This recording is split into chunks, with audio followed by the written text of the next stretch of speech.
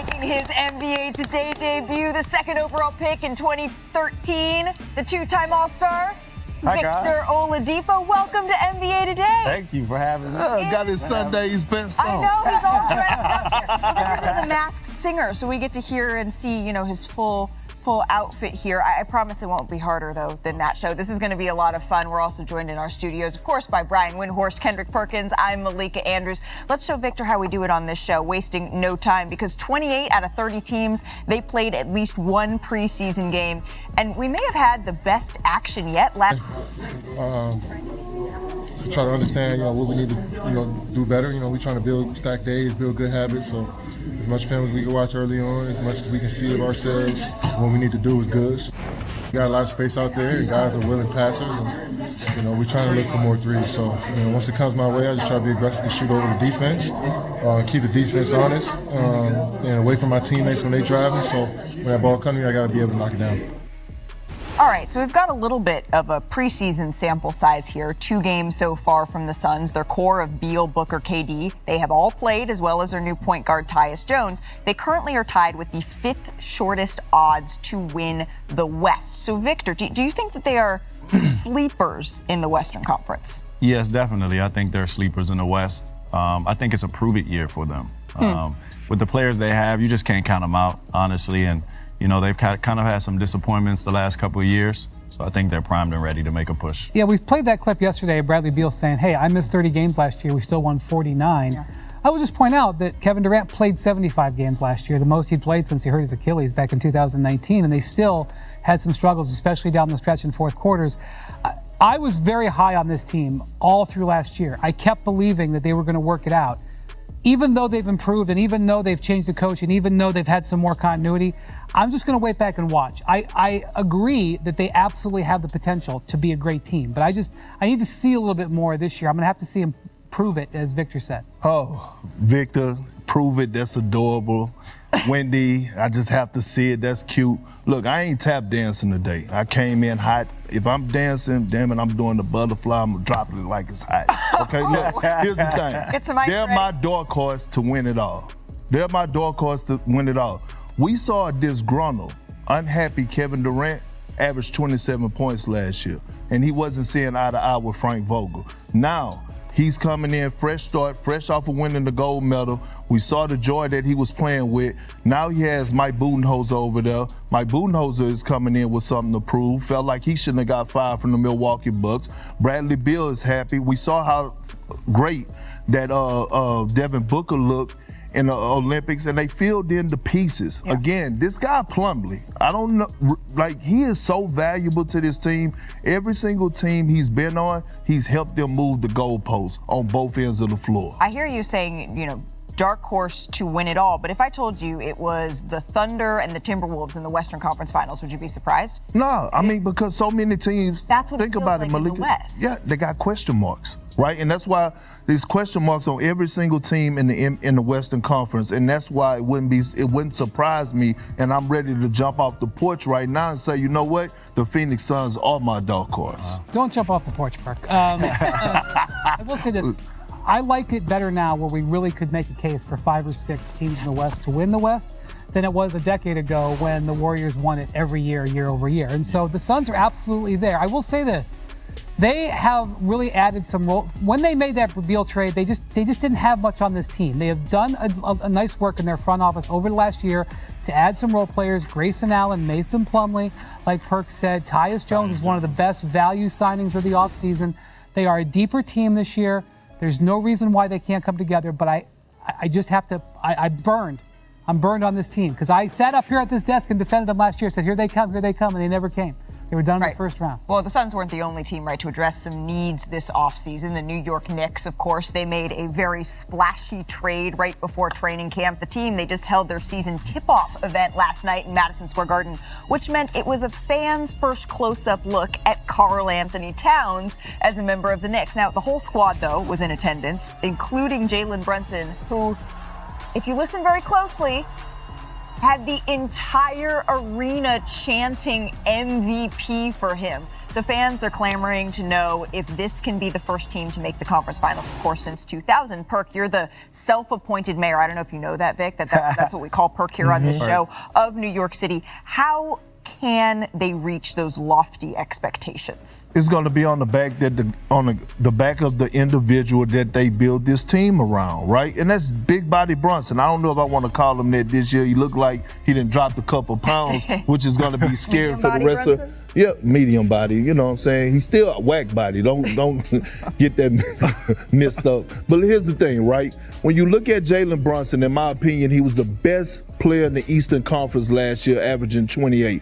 Now you go out, you get Mikal Bridges, you get Karl Anthony Towns. He have the perfect pieces around him to go out there and be successful. He knows it.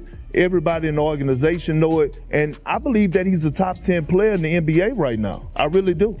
Yeah, the Knicks were a healthy Jalen Brunson away from being in the Eastern Conference Finals last year. But not only that, I believe the acquisition of Karl Anthony Towns having to play center, and making sure he stays out of foul trouble, and them not being as as deep as they are in that position as they are in other positions. That's fair. In a role too. The Knicks have a two-pronged bet on what's going on here. Number one, they are betting on Jalen Brunson. That's obvious. But look at all of their transactions.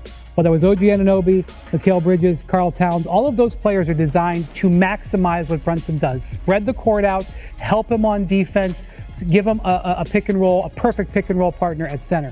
The second part of their wager is that this is going to be a 3 or 4 year window. All of these guys are signed. All of these guys are in their primes with many years to go. They're basically saying, yeah, we want to compete this year, but we're going to try to outlast this Celtics group. We're going to try to outlast this Bucks group. We think we can outlast the 76ers.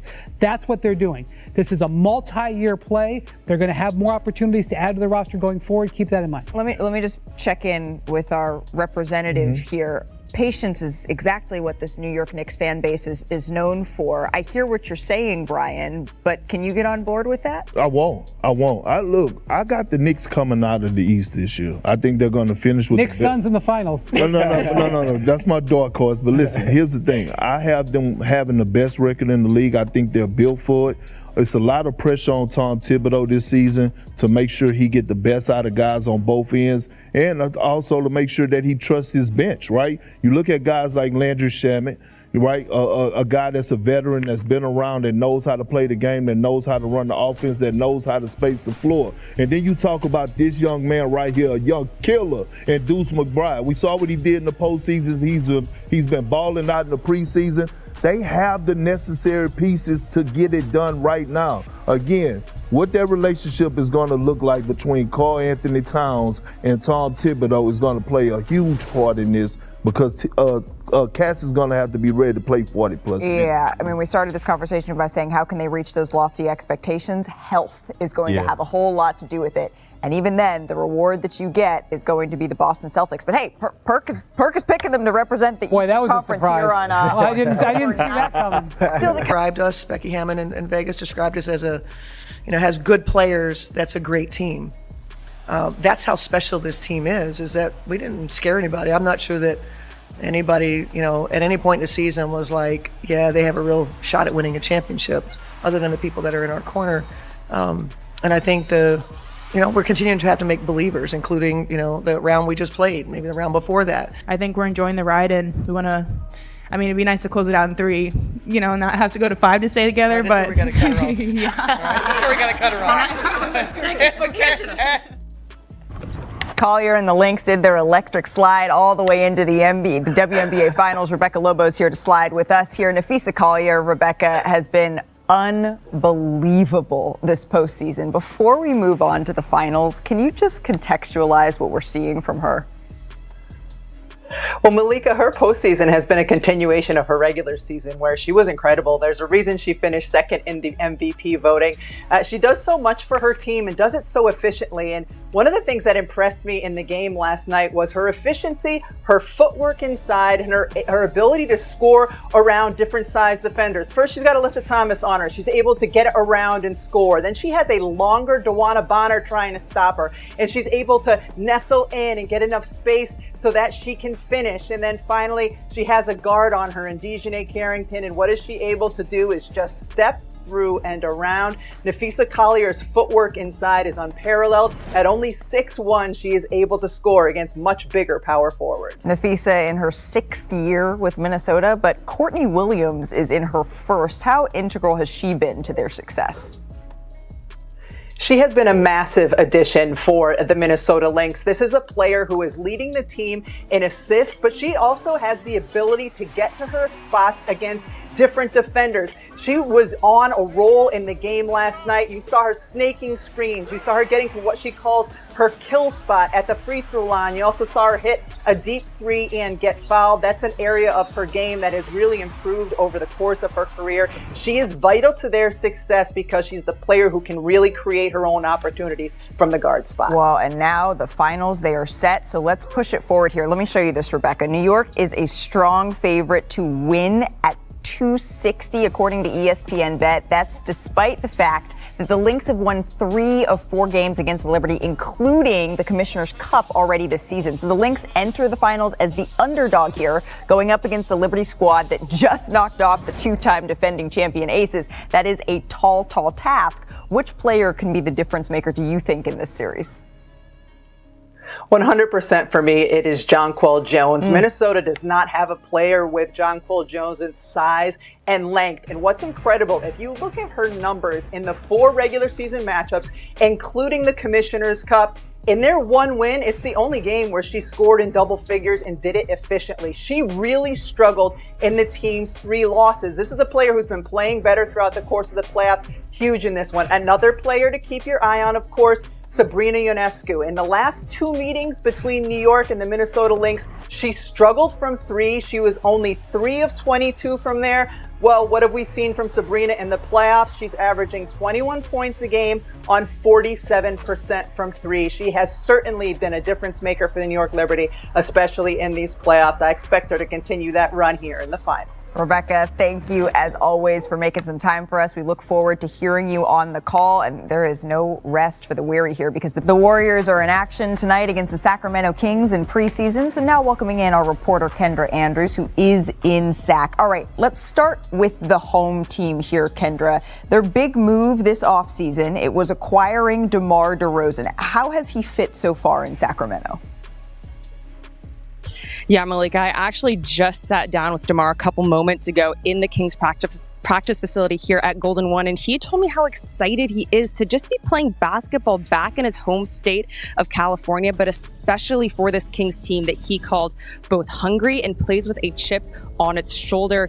He said that being here is going to give him the best opportunity to be as successful as possible. He called his 2-man game with Domantas Sabonis something that's going to be unguardable, and said he's really looking forward to playing next to De'Aaron Fox, a fellow clutch player, because it's just going to take the pressure off of one another. So Malika, I asked him, okay, you know, the game's on the line, shot clock is winding down. Who is taking that last shot? And he laughed and said, actually, we haven't discussed it yet. And honestly, that is going to be an in-the-moment game time decision, but that is the beauty of having us both on the court. I'm also told his voice, his leadership is just being so well received and respected in the locker room. So everyone is really happy to have DeMar here in Sacramento. That's going to be interesting. Who's going to get to take that last clutch shot when you got kind of number 1 and number 2 in clutch buckets? All right, let's go to the Warriors side of things here, Kendra. They look a lot different than the last time we saw them, namely Klay Thompson. Who are you hearing could be his replacement in the starting lineup, which he occupied for the better part of the last decade?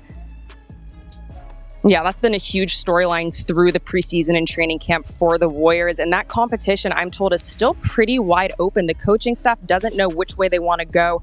Brandon Pajemski, Buddy Hield, DeAnthony Melton, those are the 3 guys really competing for that. Now, DeAnthony Melton, he started that first preseason game against the Clippers in Hawaii. And I'm told that the team has been so impressed with him throughout camp. That's one of the reasons why he got that starting nod. But Malika, that doesn't mean he's going to start again today in Sacramento. Steve Kerr has been open about wanting to, try out different combinations and different lineups. So we're going to see that throughout the remainder of the preseason. Kendra, thank you so very much. Enjoy tonight's game. I got to tell you, doing television with your sister, it never gets old. But we're less than 2 weeks away from opening night. The Warriors, they have some major decisions to make at shooting guard. As Kendra said, there are sort of 3 options that we are looking at here, right? There's Buddy Hield, who has led the league in his three-pointers made over the last 5 seasons. Then you got Brandon Podziemski, right, who has led the league in charges last year. And then you have defensive ace DeAnthony Melton. But how lucky are we? We have an expert to help us talk about these decisions. You know a thing or two about being a successful shooting guard in this league, Victor. As an all-NBA, if he won't flex, then I will guard. Who do you think Steve Kerr should start? Well, if I had to choose, I mean, all 3 players are great in their own right. But if I had to choose to pair next to Steph, and I thought it was a great fit, I would have to go with DeAnthony Melton. And here's some clips from the first game to reflect my choice. Here we have DeAnthony Melton spreading the floor for Steph. Steph's coming off an angle screen. He has to read the weak side. He sees that Norman Powell on the weak side is helping too much, and he sprays it to Anthony Melton. Anthony Melton hits an open 3.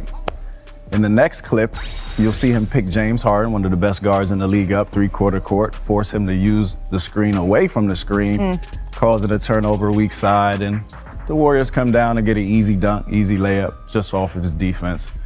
And in the last play, you'll see him stay with the play, stay in the game. Steph misses a wide open mid-range, but DeAnthony's there, stealing from Zubac. And Steph rewards him for his efforts, and he makes a wide open 3 for the Warriors. So, you know, he's shot pretty much 38% from 3 his whole career, and he's going to guard other players, the best players in the league. So it'll take some pressure off Steph. You know what? That's a pretty good case that you just made. Let's bring it back here with the rest of the group, because DeAnthony Melton started the Warriors' first preseason game this past weekend. So we'll see who Steve Kerr decides to go with out in Sacramento. Well, that was nice. I like that. Welcoming in our senior landscape writer, David Dennis Jr., to the conversation as well. There's a lot of paths here that the Golden State Warriors can take. Brian, if you are trying to choose, you're at this fork in the road. Where are you headed? Yeah, so you talked about the shooting guard situation. Steve Kerr actually believes he's got 13 different players he'd feel comfortable putting in the rotation. He's obviously not going to play all 13. Ask Jason Tatum about how many he likes to play. Oh, but had to go there. That's one path that they can go, is to try to figure out how many lineups, what lineup works the best. The other path is, let's look what they've done since last season. Last January or February, they called the Lakers and asked about LeBron. Now, the talks didn't go anywhere, but they were prepared to make a big trade for LeBron. In June, they were trying to trade for Paul George before he opted out of his contract and went to the 76ers. In July, they were trying to trade for Lauri Markkanen. This is a team that clearly wants to make a big deal and is looking for a big deal. So while they do have a very nice, deep team, which is it going to be? I think right now, obviously, they're going to try to develop these 13 guys that Steve Kerr likes, but let's keep that other part in the back of our minds. Yeah, we'll keep it in the back of our mind, and the way the season goes, you know, if this roster plays like you think that they might play, they might not have to worry about, you know, who they're looking for come trade deadline, because I'm looking at this roster, right, and I'm struggling to find how this is much worse than the roster that won the championship in 2022. Now, I'm not saying they're going to win the championship. The West is a lot better. The competition is a lot better. But when we look at the 2 things that they were missing a lot of defense. Now they have that with Melton. Now they have that with, Peyton is coming back. They have defensive flexibility. And they have 3-and-D guys to play around Steph. And they have flexibility and depth. These are the things that you want, and the Warriors have been missing. I think that there is a devastating closing lineup somewhere in this roster for Steve Kerr to find. The offense is going to be great. An offense with Steph Curry is always top in offensive rating whenever he plays. It's about all those other things that they have been missing. We all talked about sleepers. I'm not sure how we're talking about sleepers without talking about the Golden State Warriors team. I'll tell you how I'm not. I'll tell you why they're not even close to being a sleeper. They're a play-in team. They're a play-in team. And the reason being is because, look, is Steve Kerr a Hall of Fame coach? Absolutely. Do I trust him? Hell no. Right? He walked into a golden situation when he took over the job of being the Warriors head coach, a culture, a foundation that was already built. And then the team the Warriors, the KD Warriors, I could have coached that team and won the championship. This time, with no expectations, no pressure, Steve Kerr, we need to see if you could turn water into wine. What are you going to do with these young guys that you have on the bench? We talk about Podziemski. What kind of role is he going to play on this team? Moses Moody. I don't want to mess up his name like I did 3 years ago. Well done. Damn it, I got it right. What are you going to do with Moses Moody? What type of minutes is he going to get? What type of role is he going to bring? the most important player outside of Steph Curry is Jonathan Kuminga, who I believe should be the second option on this team, but Steve Kerr got instilled that confidence into him to let him know he is that second option. Not to mention there's still an extension that is dangling over Jonathan Kuminga's head and whether or not that'll happen. You said, DDJ, that this Golden State Warriors team, you do not see much difference between that roster and 2022. You saw those Warriors teams up close, Vic. Can you get on board with our friend over here? Yeah, I would disagree. That was so polite. Yeah, that was so kind. I'll accept that. Yeah. No, definitely disrespectful. No disrespect. I think it's just a different team, and you know, every year is different for everyone. So, you know, they got a chance just because you never know how, you know, the year goes and the year might end, but you know, we'll see. They got a chance to do what? There's always a chance in the beginning. I think it's equal playing field. Yeah, when you have one of the three most devastating offensive players in the league, you always have a chance. And we're talking about in relation to that 2022 roster, one of the key parts of that was Andrew Wiggins and what he did. And he was the second best player on that playoff team. Yeah. And I think that we are going to see a bounce back season with Wiggins after a couple of tough seasons off the court. Let me ask you a question. Do you trust Andrew Wiggins from what you witnessed the last 2 years out of him? Do you trust him right now? I trust. He has. Yes or no? Yes, I do trust him. I trust him. Do you trust Draymond Green offensively from what we've seen in the decline in his game offensively? Do you trust him? I don't. Okay, so you lose Klay Thompson. You're going to have to get something out of these young guys. Draymond is not the Draymond of old. The West has gotten better, right? We could run off a list of teams right now in the Western Conference that are better, about 8 of them that are better than the Golden State Warriors, just on paper alone that we would pick to. You could be right about that, but I don't like how you're underselling Steve Kerr. Yeah. I mean, first off, I disagree that he didn't set the culture in 2014. I think he absolutely set the culture in 2014, but that's a 10-year-old argument. I'm not going to go there. Well, that's what we do here on this show sometimes. You know, he did a great job in 2022 putting that team together and bringing that team back from where they were. He has proven you can really get a culture of a team going together. He's got a big job. I'm not going to. He got a huge job. His record without Steph Curry is like 67 and 106. I'm throwing that stat It don't even away. matter. What was Phil Jackson's record without Michael Jordan? You can't look at don't use that stat anymore. So let me because it was a tank season. They were tanking. Let's take one step back if we could, right? Play-in team, similarities with 2022. The Golden State Warriors have become synonymous with a dynasty. They've become synonymous with the NBA Finals. They've become synonymous with winning. So, Vic, in your mind, a successful season for Golden State, based in this reality that we're living in, is what? I mean, if it's up to Perk, just winning a playing game. I think that's enough in itself, and we'll see. A successful season for this Golden State Warriors team is the first round of the playoffs. No one will complain. That's a successful team. No one will call it a failure. Kirk and I are in agreement on that. Yeah, I think he won a good playoff run, but what's just as important is you want to see these young guys be building blocks. I want to see Kuminga be that guy. I want to see Podziemski be that guy. I want to see something that you can build around for when Steph does eventually start to decline, that you have building blocks for a championship team to get squeezed one more title out of that team. So you do agree with me. Well, clearly, all of these problems will be solved tonight in their preseason game in Sacramento. We're in the middle of preseason, and some of the incoming draft picks, they have already began to leave their marks. Let's do a little rookie roundup here. We're going to start with the number 1 overall pick, Zachary Risacher in Atlanta. He had 18 points in his preseason debut. Risacher feels a little under the radar for a top pick. Brian, should we be talking about him a little under the radar? The GMs didn't even give him a chance to no votes for Rookie of the Year. Wow. This game, he had a real presence in this game. He put the ball on the floor a little bit more than I thought he would. I've always thought he was a great passer because I saw him play a couple years ago. He passed the ball well, shot the ball well. This was a terrific first game. I know it's a preseason game. Terrific first game for him. Let's just go on right down the line. Number 2 pick, Alex Sarr, had 15 points, including he went 3 or 4 from deep in his first action with the Wizards this weekend. Brian, I'm going back to you. What do you want to see from him in his rookie season? So they're going to play him at power forward, but he actually played his best in this game. In Montreal, it was a one-off game when he was playing center, and he hit those threes playing center. So he's not going to play center all the time.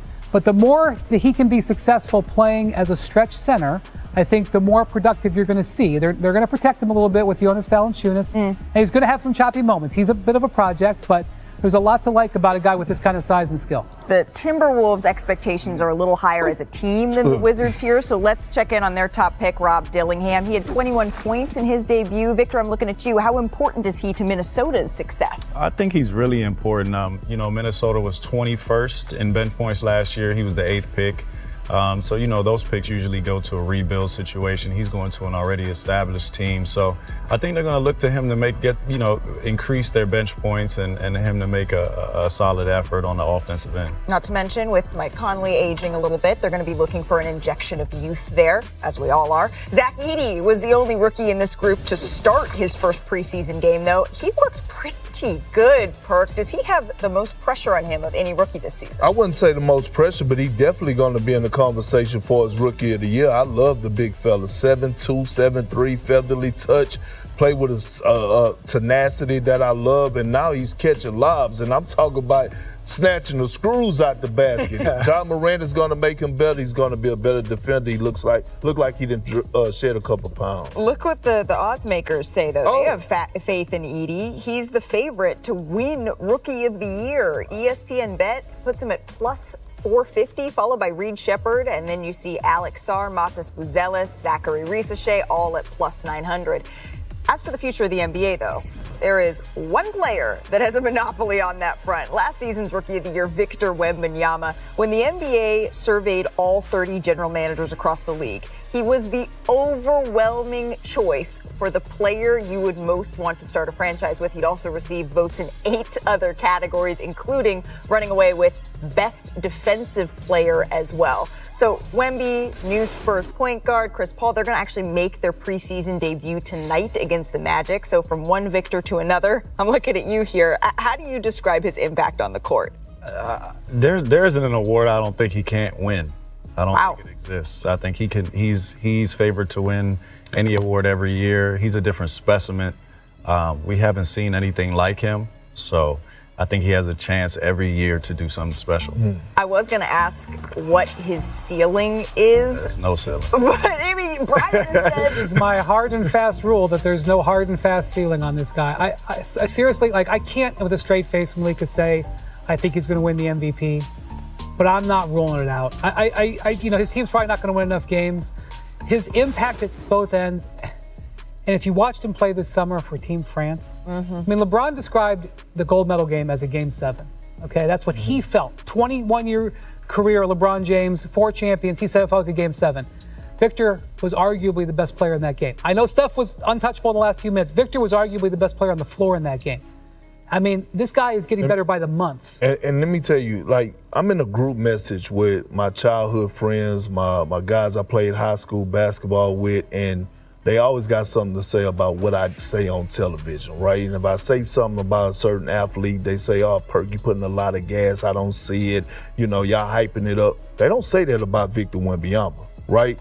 This is not a hype train. This is a real train, right? And what he does on both ends of the floor, last year, one could make the case, and I probably dropped the ball, that he should have been a defensive player of the year. I know the Spurs as a team, I think they were ranked like 24th and 26th, but with Victor in the lineup and him on the floor, they was ranked top 10. That's the impact that he has. Offensively, I mean, he's steady working, 0 flaws, and he stays in the lab. That's the most impressive thing about him, is that he fits that Spurs culture, right? He's not trying to worry about anything other than getting better. We see him putting on the size, the muscle, and that one game that stood out to me last year, he had a lot of them. Yeah. But when he went toe-to-toe with Giannis ended up getting the best of him, but right there I was like, oh, no, he's a dog.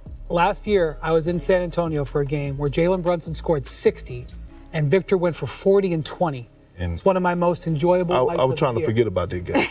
I mean, Let me just real quick. Who on this set thinks that before it's all said and done, Victor's going to win an MVP?